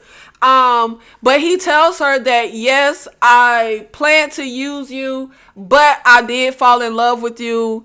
So she is able to get, that consolation of what they had was real. He was really in love with her. He went into it initially to just use her, but he did fall in love with her. Now, Sim's wife, who used to be Judicial, which I found this odd, she is able to take some out of her pocket to pick the, she's like handcuffed. And I found that odd. Baby, you not gonna frisk somebody? Like, who wouldn't check the lady pockets? But she's able to get out. She's listening to the message that's left on that hard drive. George is telling her about information with the silo, and all of this is a lie. And I thought Sam's wife was going to get kind of sucked into wanting to know the truth, but no, she pretty much just gets the gun, and she tells Juliet, like, the second you got on the computer, they knew exactly where you were. So if you want to live, I suggest you get out of here. So now Sims and Tim Robbins are in a little janitorial closet, and they're trying to figure out where Juliet is, and they find where she's running this disc at. And they have this thing where you shadow somebody so that you can be their successor. And Tim Robbins ends up telling Sims that you sent Judicial to escort your wife and son home to make sure they were safe. You put them above the silo or some mess, and maybe that means you ain't the person to shadow me. Now, when Sims gets back to his apartment, when he finds out that's where Juliet went, and he has a conversation with his wife and tells her about Tim Robbins saying that. Now, his wife ends up saying, we have one goal, one agenda. We need to focus on that. What's the goal? What's the agenda? Is it power so that your husband can get Tim Robbins' position? That wasn't really clear, but apparently they have some trick on their sleeves. Now, we're trying to figure out how to find Juliet. And Sims tracks down the guy, Cal Lucas, that was his name. The guy in the cafeteria that Juliet was kind of having interactions with, who I said I didn't trust. Now, he works in IT, so she ended up sending him a note by carrier, and after he gets the note, he ends up going to her apartment. And she wants the Cal Lucas guy to get into this disc. He don't want nothing to do with it. And I actually found, as much as that annoyed me, and I feel like he was being a punk, because she breaks the mirror to show him that, and rips out the camera and show him they're watching us, he still don't want nothing to do with nothing. And I'm like, you the one curious looking at stars. You really gonna be this much of a punk? But honestly, I feel like it's realistic. It is. Like, you can't just burst somebody's bubble and kind of let them know everything is a lie and expect them to just jump on board. So, I don't know. As much as it irked me that he wouldn't help her, and not even help her, but help to so you can get information, because you just discovered they have cameras watching you in your home. You don't want to go figure nothing out, but you know what? I buy it. Like, Some people they're just going to be sheep, and they're not going to want to really go against the grain, question anything. That's going to be a hard pill for you to swallow, that everything you've been brought up to believe is a lie. So you know what, I give him a pass on that. But he ends up getting brought to Tim Robbins' office, getting put in custody, threatened with having to go out to clean. And I really feel like his punishment was quite harsh. He did not help the girl, but because he saw her with this level like cold red relic, which he says, I didn't even know it was like that deep of a relic. Like, he don't even like how, but anyway, he didn't even help the lady. He didn't hide her. He didn't help when she asked him to. He didn't do nothing. And the reason was, he was like, I got to worry about my mom. Like, I'm the only one that takes care of her. He don't get sent out to clean. But Tim Robbins sentences him to the mines for 10 years. And he works in IT. He's incredibly smart. I just felt so bad. I really felt like that was so harsh. Like, he did not deserve that. And honestly, I was mad when Jules sends him that note and pulls him into this, because I feel like they're trying to kill you. They're trying to capture you. Why would you drag somebody else into this? Obviously, it ain't gonna bode well for them.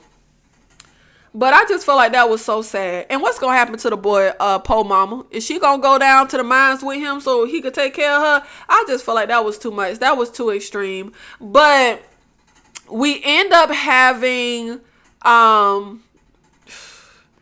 Billings is, like I said, he started off, he wasn't likable. He wasn't unlikable. Like, he was fine. But we end up seeing him at home talking to his wife, who knows he has the syndrome, and he's trying to hide it. And she feels like the stress of this new position is exacerbating his syndrome, and she wants him to go back to judicial. And he is so prideful and hell-bent on, I could do this. And he ends up telling a story about when he was a kid, there was another kid that had the syndrome. They were both trying to hide it. And the kid came up to talk to him, to kind of befriend him. And he punches the kid, threatens the kid. And that was the beginning of him not being likable for me. But then it gets even deeper. Because when Jules is finally captured, right? And we have Sims who's like, we're trying to get her up the stairs, and Billings is like holding her. His hands are shaking, and Juliet is able to kind of push him and jump down and escape. And Sims is wondering if Billings let her go intentionally. But of course we have cameras, so he is able to see Billings having a conversation with the wife that he did not intentionally let Jules go. It's because his hands were shaking from the syndrome. So now he's hell bent on capturing her himself. So he goes to sneak into her apartment because it's closed off by judicial. And he is able to find that Adventures of Georgia book. And he is just bewildered looking at this book, right? And this pissed me off so bad. He burns the book in the oven. Why did you have to burn the fucking book? Yo, that upset me so bad. He rips a page out. We don't know. The audience doesn't know what page he rips out. But he rips a page out and burns the book in the oven. Generations on generations have kept up with this book. We saw different names in the book of who like it gets passed to. And you gonna tell me it ends here? Like, why did you could have just put the book back where it was hidden at. She had it hidden like behind the medicine cabinet in the wall. You could have just put the damn book back. I just don't understand the character motivation of having to burn the book. You didn't turn the book in as an illegal relic. You didn't keep the book for yourself. Why did you have to burn it? But you ripped out a page to keep. Why burn? I'm having a hard time understanding that. If you have a theory on why Billings had to go to the extreme of burning the book, I would love to hear it, because I rack my brain and I just do not understand why he had to go to the extreme of burning the book. Leave it alone. He could have turned the mug into Sims and I wouldn't have been as perplexed and annoyed. Why did you have to burn it? And I feel like it can't be a situation of he burnt the book because he's so shocked by the truth and can't handle the truth because he ripped the page out to keep. But oh God, that hurt my soul. That hurt my soul. That there would be nobody else to ever see that book again. That really bothered me. But we end up, we had something really odd where Tim Robbins is talking to Sims and he says we're facing extinction. Yo, what the hell was he talking about? What extinction are y'all facing? Like, I was so confused when he said that. But they're trying to find Jules. They can't find her on any of the cameras. And Jules ends up getting with the patsy they were going to use. And he connects her with another guy who does these illegal relics, and he knows how to like hack computers, and they know that they have cameras watching and he's able to hack into it, and he ends up being able to pull the disc up and she's able to finish watching a video that George left for her. And again, we watched that one lady, we watched Julia Stiles cleaning. I can't remember the lady name. Again, I don't understand what was so important. Why was this person's cleaning on here? That's why I wanted to see more on the drive, because everyone sees that same thing when they go to clean. That is what we give them to see.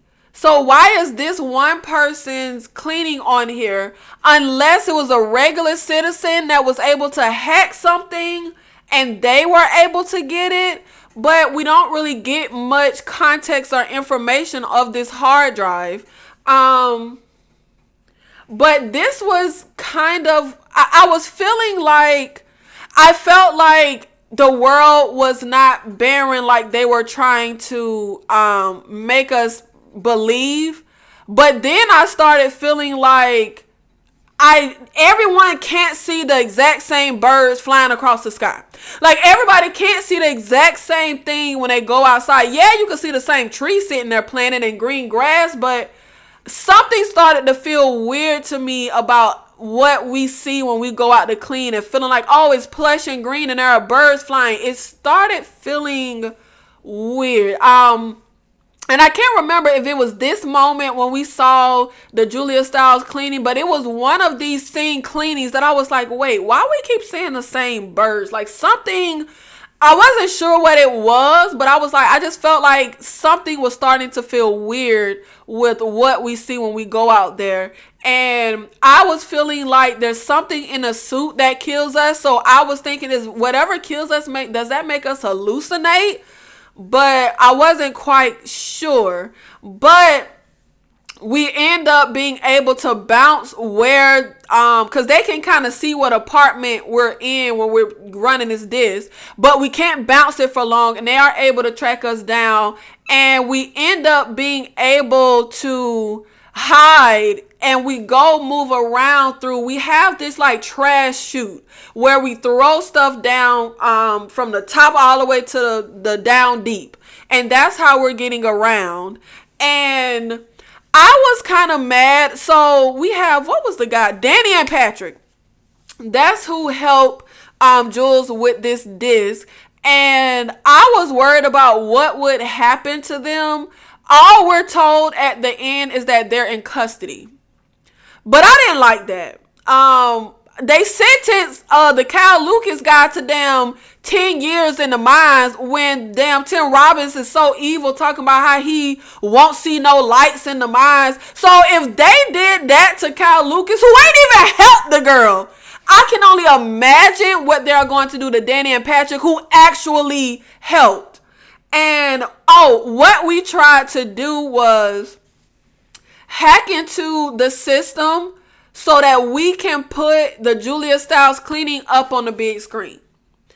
And we never see if it was able to actually get on the screen in the cafeteria, but it is up on the screen for the folks in the janitor's closet. And Tim Robbins ends up telling all the little folks working at the keyboard to close your eyes, turn around. He even tells Sims to close his eyes and to not look. But they did see and were like mesmerized, and it took them a minute to close their eyes. So is that going to lead to something, since they were actually able to see the lush green outside? But Tim Robbins is able to shut the whole thing down. Now, they end up figuring out that Jules is moving around in a little chute. They're throwing stuff down to try and freaking kill the girl. But she's able to jump down, and she ends up really hurt. And by the time she wakes up, she's in her friend Martha's apartment, and Knox ended up ratting her out. But again, they sentenced Kyle Lucas to 10 years in the mine for not even helping. So, baby, I don't even blame Knox. I ain't even mad at him. But her friend was upset. But Judicial comes to get her. And she's alone with Martha. And she's like, I have so much to tell you. Now, we don't get to see what she tells Martha. But somehow it leads Martha to finally, after 20 years, leave her apartment.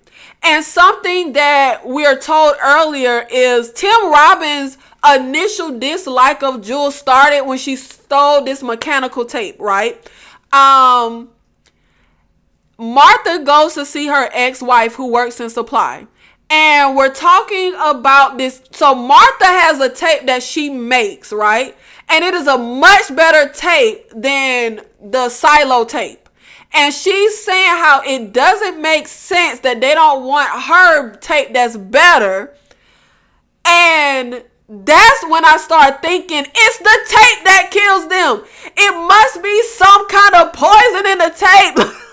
Because remember, I'm still of the belief that it's not barren and toxic outside. So now, at first I was thinking it was the suit, the helmet. It was some poison in that suit. So then when we start getting into this tape, the whole thing is Tim Robbins was upset that Jules took that tape. He does not want it to get out that the tape is flimsy, that the tape they're using, because when you put on a suit, they tape up like your wrists and stuff so that no toxic air gets in and stuff like that. He doesn't want it getting out that they're using flimsy tape. Now, Jules is caught, and Tim Robbins, earlier they made it be like, oh, you said you want to go outside. And she's like, I never said that. So he tells her, if you will just not fight that you said you wanted to go outside, we won't do anything to your friends. Now, at this point, I felt like I knew how this was going to end. Martha is getting some kind of little plan together, right?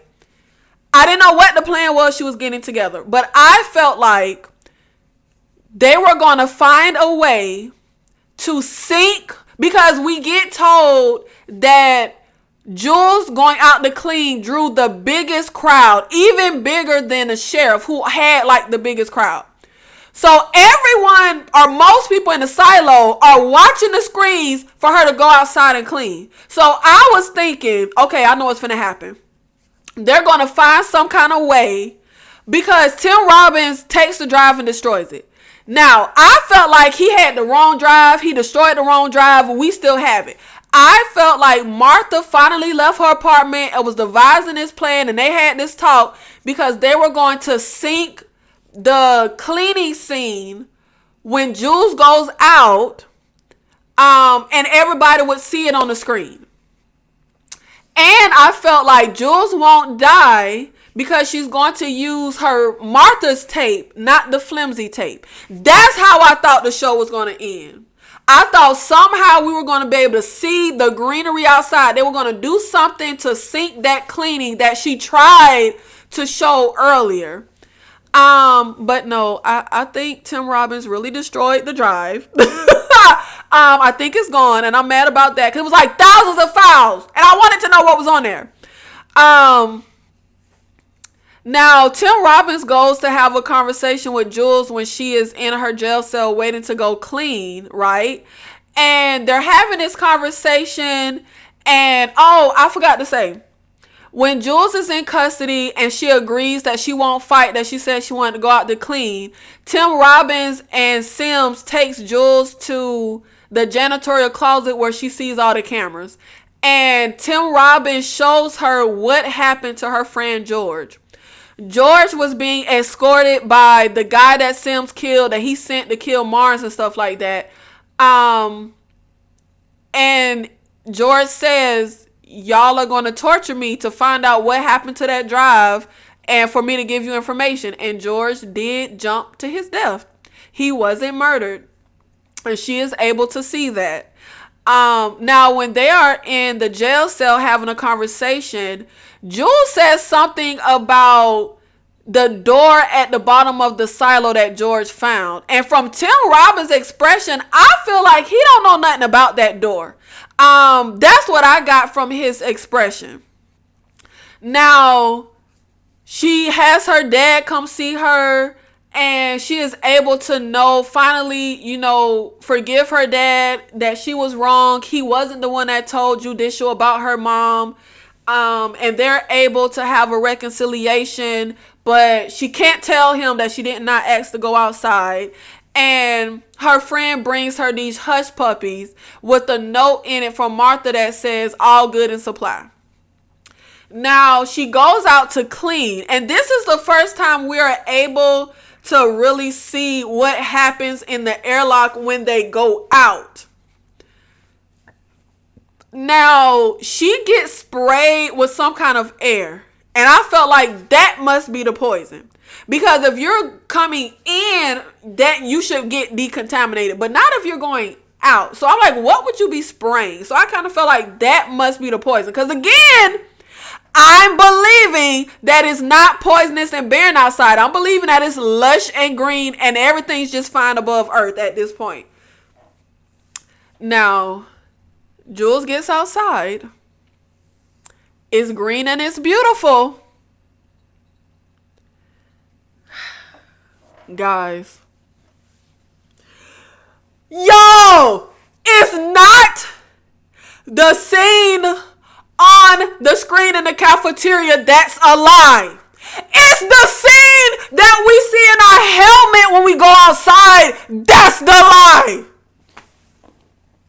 I was blown away. When I tell y'all the way I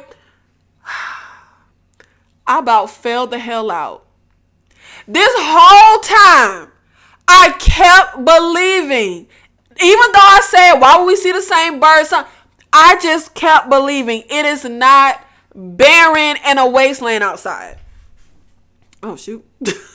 I just kept believing it is not barren and wasteland and poisonous air outside. It's lush and green and there's nothing wrong above the surface. I just knew it. Jules doesn't clean. She goes up to the camera. She takes a little piece of cloth and she just drops it. And I never understand why everyone cheers when the cleaners clean the little lens. Like, why are you cheering? It's the same thing we always see. Why are we cheering? But whatever. She doesn't clean. She goes to try. Her last wish was to get the sheriff badge. She wanted to put his badge on him. And, I forgot to say, everybody had a last words that really fit their character. The sheriff's wife's last words before she goes out to clean was, I love you. The sheriff's last words were, sorry for all the fuss. And Jules' last words were, I'm not afraid. Everyone's last words were so perfectly fitting for their character. Um, y'all.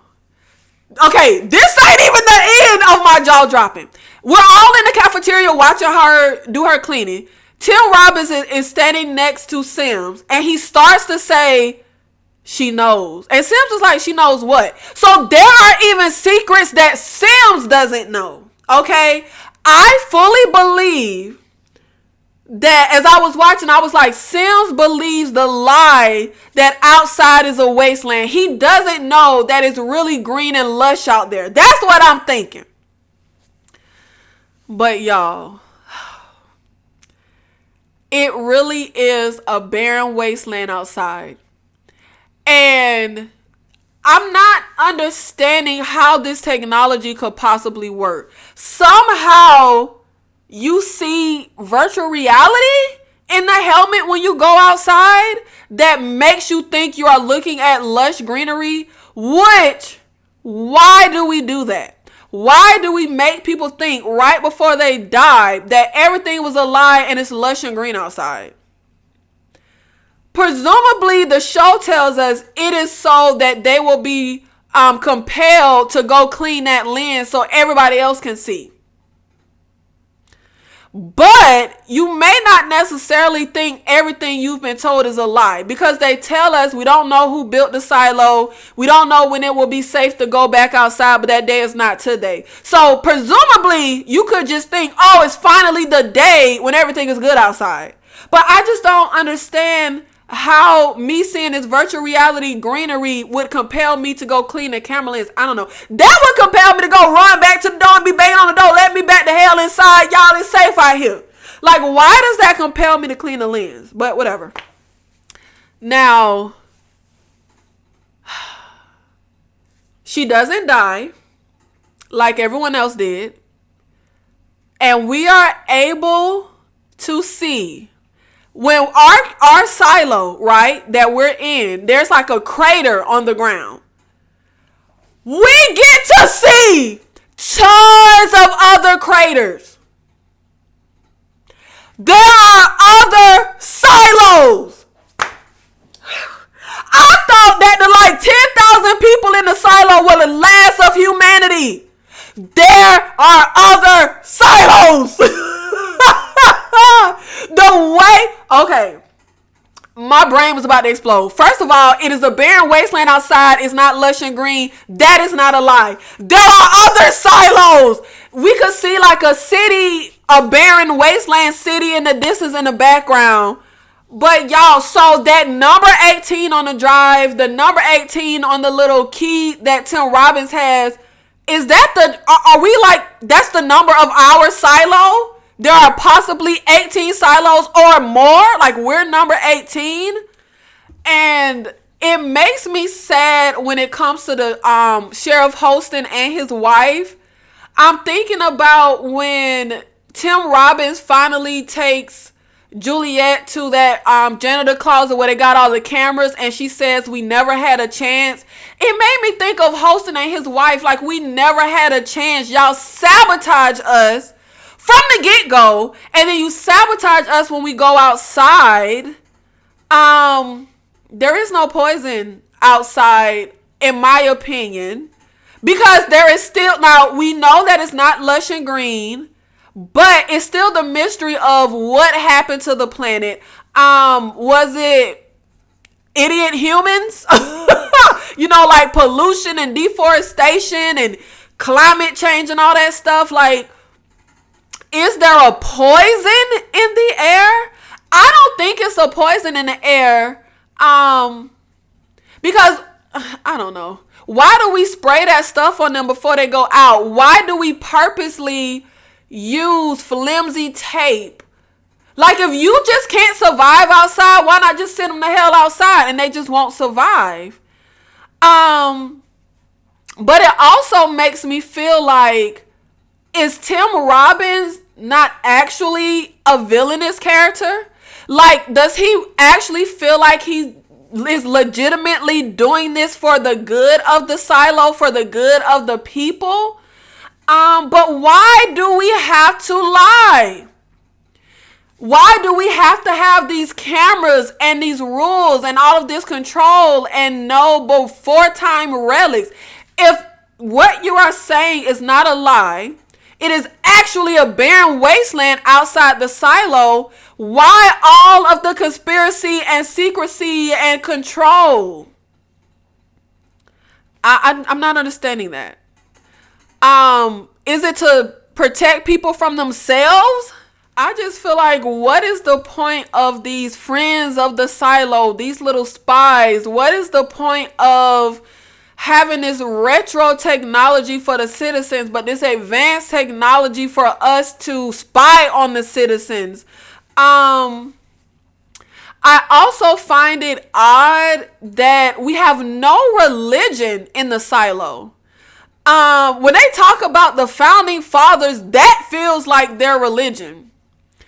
I just feel like any civilization through time has had some type of religion. There's something you pray to. I found that part very odd. There is no religion in the silo. We didn't see any priests. We didn't see any, like, we didn't see the school, but when we see Sim's wife, she's walking her son home from school. So we have education. Why don't we have religion? What was so special about the year, I think it was year 97, Julia Stiles cleaning? Why was that cleaning in particular on that hard drive? I also feel like it's unrealistic. This whole thing relies on a lot of people being complicit. All the janitors in this little secret room watching folks. All the judicial folks. All the stuff they were running around doing. The folks in supply with this rickety tape. Taping up the cleaners. The doctors lying to their patients saying they're taking out birth control when they're not. It's relying on a lot of people.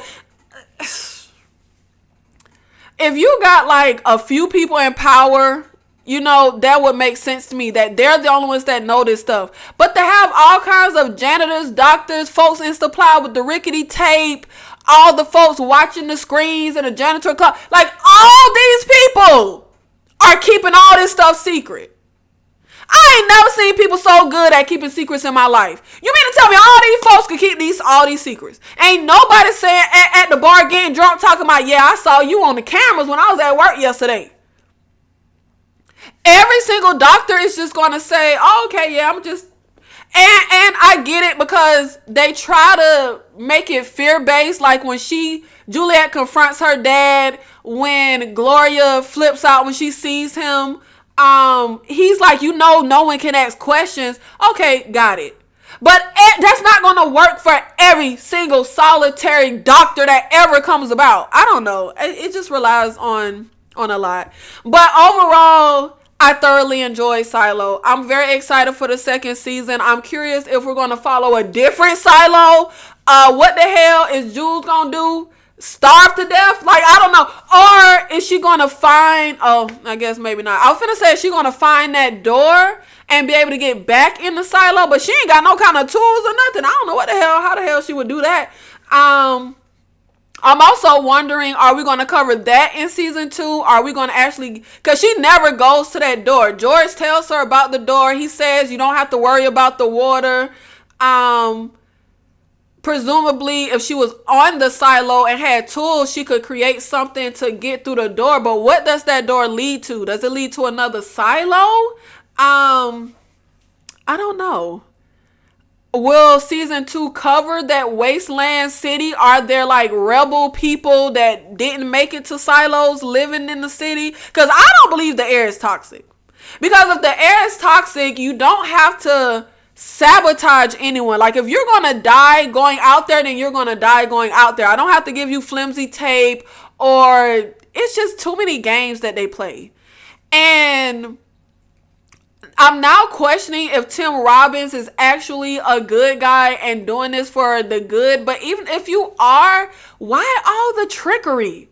Why? And like he's so, no, he's not good. Because what he did to that Kyle Lucas guy, that was so evil. That was evil. But this was really good. I am 2 series into my Apple series adventure, and so far they are 2 for 2.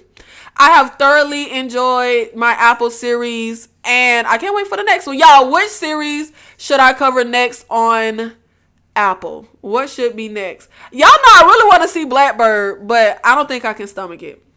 But I can't stop thinking about that one. That Invasion one, they played like a little preview when I went to watch Silo. That looked good. But let me know in the comments, what did you think of Silo? What were some of your theories? Did you believe the greenery that they saw? Did you think it was actually green pastures out there?